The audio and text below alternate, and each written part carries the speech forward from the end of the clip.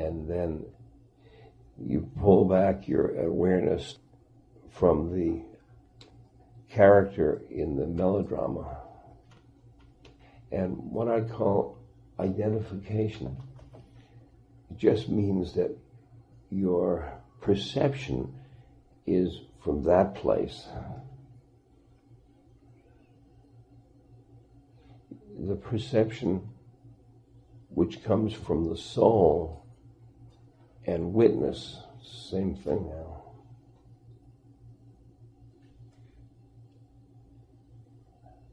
It's a different story from one eye to the next eye.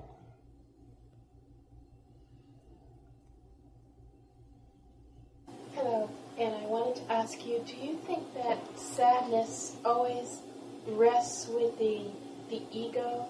Is sadness a part of the soul, or is the soul free of it? And whatever your thoughts, whatever that evokes for you.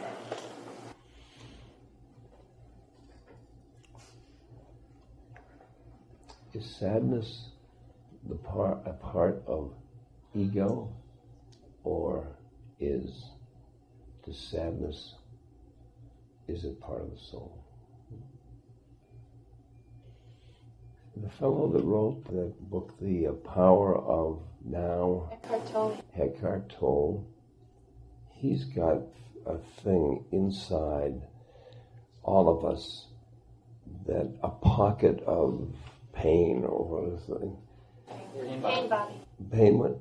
Pain body. I haven't read the thing, and each of us has it because it's the karma of humans, or American humans. Is it the pain of separation from God? In that way, could the soul be sad? Even though the self, the soul, the spirit is flawless. Very, very what? Even though self and soul slash soul and self are all, it's flawless, and but it can still possibly feel that type. Sure. Because pain is part of the perfection. Do you think that pain ties back to everybody's first questions about why we are here? That maybe some of us were renegade souls in a sense, and then there's others, renegade souls, and then there are other souls that are down here, like Marin County, that came down to guide maybe. Can you speak up? The renegade. She is explaining why we as souls are here. They can't hear you. I was just wondering if maybe some of us... You better stand up, just... If most of us are maybe renegade souls, because biblically speaking, Jesus said, I was there when Satan was cast out of heaven like lightning. So maybe a bunch of us failed with him, or something, or that type of thing. And then there are souls down here like your guru that came, and Buddha and Jesus, etc., that came down to try to help the rest of us out, help us get back, which I thought tied in with the pain of separation. See, I just got a chance to look at them as failed souls. I mean, what a bunch of failures. You are failures. You are failures. You could have been Buddha. Failures. Look at them. Do they look like failures? Well, I don't mean fails. I mean more, adventurers. Adventurous. Oh, boy. Adventurous. I think every soul is...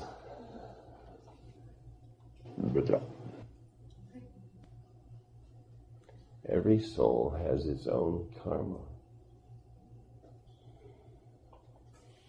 The karma is what it has accrued from hundreds, maybe thousands of these things, incarnations. your life is a moment in this film sequence.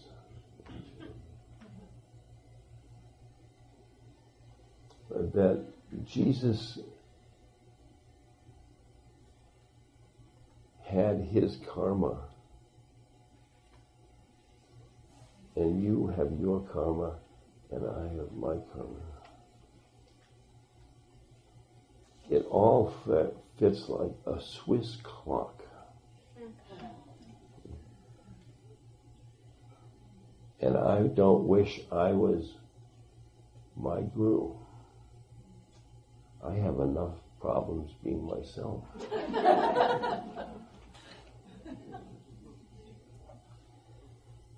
And I'll be as good myself as can be.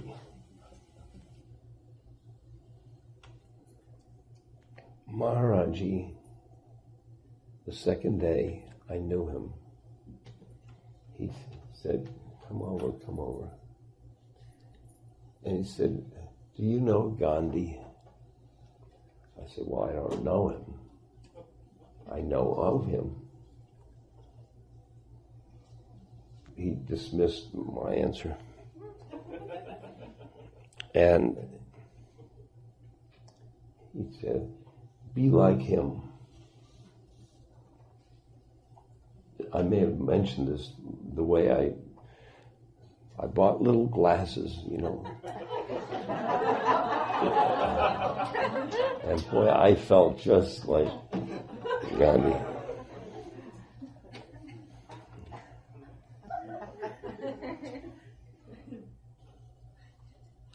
And then I noticed one of Gandhi's phrases, my life will serve as my message. Now, is your life serve as your message? The first time I heard that, it so freaked me.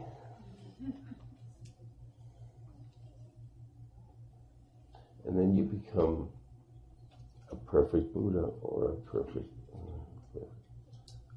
you, a perfect me. Just like a tree is a perfect tree. You. So this is going back to the question about changes. Yeah. And if the nature of life is changing all the time. Yes. When did we start creating this solidity, and why? Because I'm dealing with my kids, and I see them, constantly having a hard time accepting the nature of life that is changing.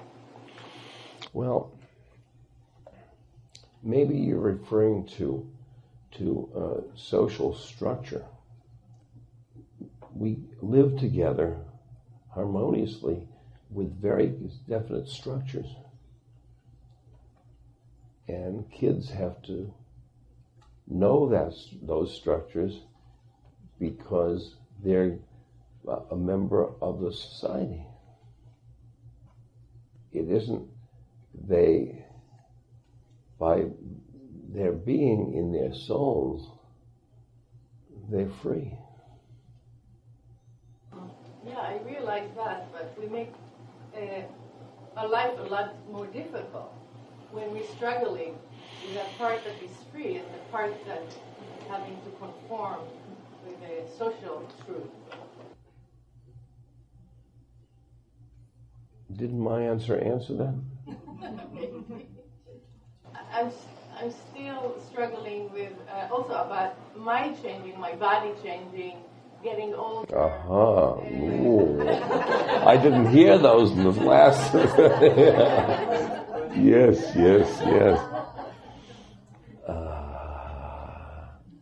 And I know my mother died, my father died. I know people get old, but still there is a struggle to accepting it and working with it. But where this struggle comes from? Yeah. From a very, very, from an artist. from a creative artist. I think you shared my story of Maharaji was sitting there and having darshan, and there was a young girl, an Indian girl, and she said, Maharaji, I've had so much suffering in my life. My father died, and Maharaji, he put his head up and he said, suffering in my life can bring me so close to God. Because in the cultures we live in, suffering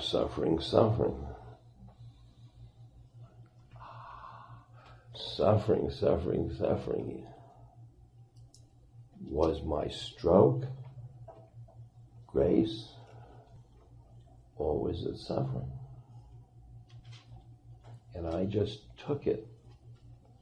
I just took it from a perspective, grace.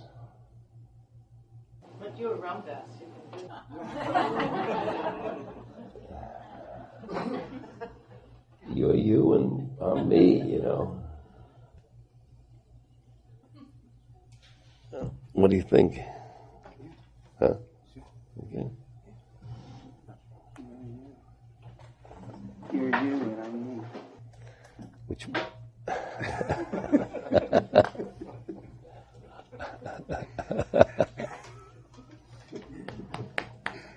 This is us.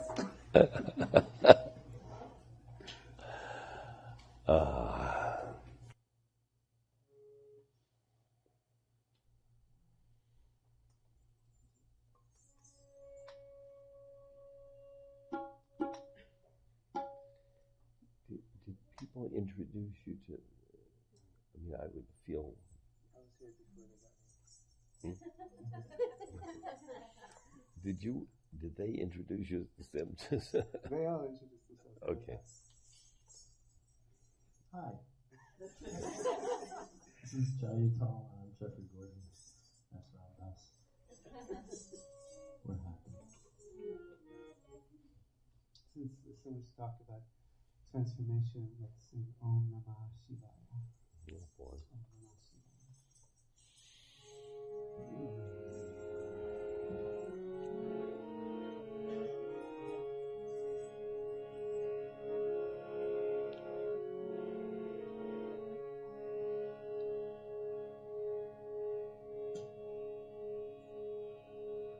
Om Namah Shivaya.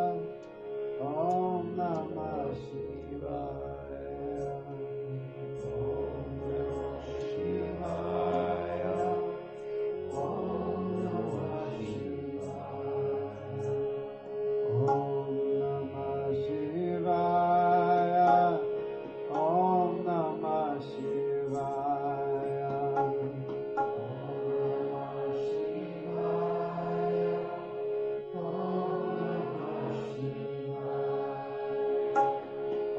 Namah Shivaya. Om Namah Shivaya. Om Namah Shivaya. Om Namah Shivaya. Om Namah Shivaya. Om Namah Shivaya. Om Namah